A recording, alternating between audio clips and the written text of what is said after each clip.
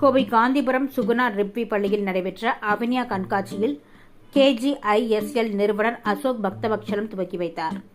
கோவை காந்திபுரம் பகுதியில் உள்ள சுகுணா ரிப்பி பள்ளியில் நிறுவனர் வெங்கடேசலு நாயுடு பிறந்தநாள் நினைவாக மாணக்கர்களின் அறிவு மற்றும் செயல் திறன்களை வெளிப்படுத்தும் அவன்யா 2024 என்னும் கண்காட்சி பள்ளி வளாகத்தில் நடைபெற்றது. 2 நாட்கள் நடைபெறவுள்ள இதற்கான துவக்க விழாவில் சிறப்பு விருந்தினராக KGISL நிறுவனத்தின் நிறுவனரும் KG மருத்துவமனைகளின் நிர்வாக இயக்குநருமான டாக்டர் அசோக் பக்தவத்சலம் கலந்து கொண்டு குத்துவிளக்கு ஏற்றி கண்காட்சியை துவக்கி வைத்தார்.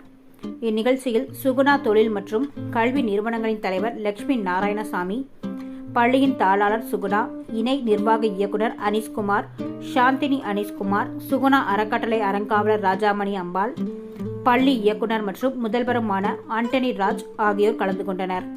இக்கண்காட்சியில் மாணவர்களை வடிவமைத்த ஏவுகணை, லேண்டர், ரோவர், சூரிய ஒளியில் இயங்கும் கார் ஆகியவை இடம்பெற்றன.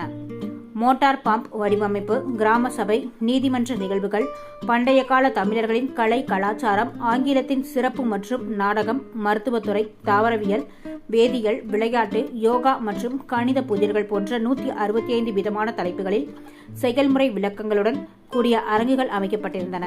குறிப்பாக இந்த கண்காட்சியில் சந்திராயன் 3 விண்கலம் மெதுவாக நிலவில் இறங்கியதையும், அதனைத் தொடர்ந்து அதில் இருந்த ரோவர் வாகனம் மெதுவாக வெளியில் வருவதையும் தத்ரூபமாக வடிவமைத்திருந்தனர்.